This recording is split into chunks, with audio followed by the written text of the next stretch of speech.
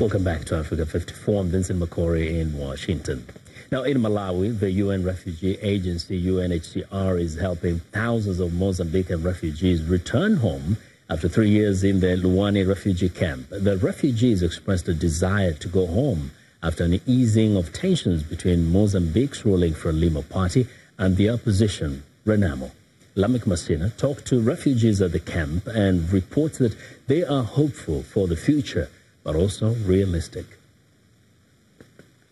The refugees started fleeing into Malawi 3 years ago in response to fighting between Mozambique's ruling Frelimo party and opposition Renamo fighters over the disputed 2014 elections. Many of them talk of how their homes were torched and relatives killed on suspicion of hosting Renamo fighters. Our homes were close to the place where Renamo fighters were camping, so whenever they started fighting with their rivals, we were always the victims. This forced us to flee so that we could find peace here. The refugees now want to live a normal life. We want to start growing our own food, doing business, so that we may have some money. Here, we just stay without any money because we do not have any employment and we do not do any business. The refugees say they have wanted to return home since July, when authorities in Mozambique said the two warring sides have resolved to reach a peace deal to settle their differences. And we are very sure that fighting has stopped now because there has not been any sound of a gun since December 2016. UNHCR officials said they are not authorized to comment on the return because the agency and the governments of Malawi and Mozambique have yet to sign an agreement for the return of the refugees. The refugees say although they are voluntarily returning home, their future remains uncertain as the country prepares for a general elections next year.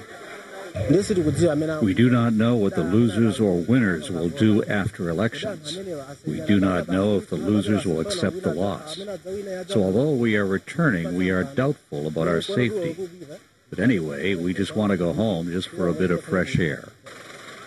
They say they are ready to go back to the refugee camp if the proposed peace deal flops. Malawi previously hosted more than 300,000 Mozambican refugees who fled a 16-year-old civil war between 1977 and 1992. Lamek Masina for VOA News, Neno, Malawi. Art X Lagos, an art exhibition, features the works of contemporary artists from around Africa and the diaspora as part of efforts to promote modern African art. The highlight of the event was a long-lost painting dubbed the Nigerian Mona Lisa, exhibited back home for the first time since resurfacing. Tutu is the work of Nigeria's best-known modern artist, the late Ben Unwanmu. The painting dubbed Nigerian Mona Lisa was lost for over 40 years and found in a London flat in February.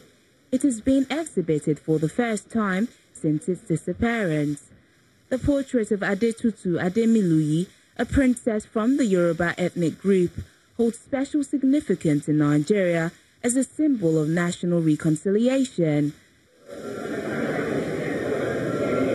Tutu is one of several pieces exhibited at Art X Lagos, an annual gathering of contemporary African artists from the continent and the diaspora, collectors, critics, and other art enthusiasts.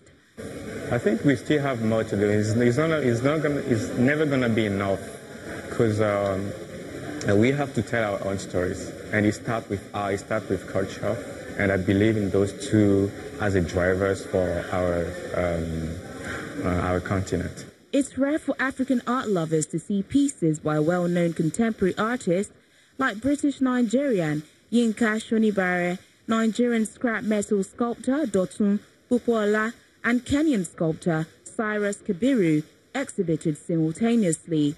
That is part of the unique experience at the exhibition. I dreamt of creating something that would move people, that would touch people, that would open people's minds to this idea of African excellence, and African excellence on African terms. Open people's minds as well to the idea of Pan-African collaboration, to the spirit of celebrating ourselves before looking to the rest of the world to celebrate us. I wanted to create a platform that would place artists on a pedestal, that would see them be acknowledged for the geniuses that they are. Since the inaugural edition of the exhibition in 2016, organizers say the people and number of artists that participate have improved consistently, as well as the number of visitors at each outing. Well, in Tanzania, protecting endangered animals has become easier thanks to Earth Ranger. Earth Ranger is not a superhero. It's a technology platform developed by Vulcan Incorporated, a company co-founded by U.S. philanthropist and Microsoft co-founder Paul Allen. The system helps rangers remotely monitor elephants and other animals to stay ahead of poachers. Faiza El-Masri has the story. VOA's Faith Lapidus narrates. Elephants are among the most endangered animals in the world, a result of ivory poaching, which has caused the population to drop 20% between 2006 and 2015. But now, in the Grumeti Game Reserve in Tanzania, elephants roam freely and safely, as every one is outfitted with a tracking collar. Rangers in the operation room depend on the Earth Ranger tech platform to follow each elephant. In its early stages of development, the platform was named the Domain Awareness System, or DAS. What we do with DAS is we monitor all our assets, every collared animal, and we also input data, which in turn helps us make decisions and plan operations. When threats are detected, the system alerts the rangers who are following the data.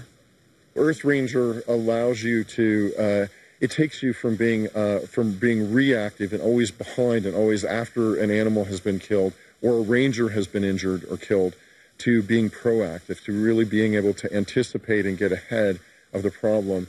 Earth Ranger not only saves the lives of the elephants, it also protects the staff on the reserve from poachers. Constant and fast communication with the control room makes the rangers' tasks easier and safer, and it helps them use their resources more efficiently and effectively. The developers hope Earth Ranger will provide conservationists in the region the network they need to work together and save Africa's wildlife. For writer Faiza El-Masri, I'm Faith Lapidus, VOA News. Well, and that's our show for today. You can also visit us online at voaafrica.com. Vincent McCory in Washington. Chamberlain also has our last word from Lagos. Thanks, Vincent. We look forward to bringing you another show next week.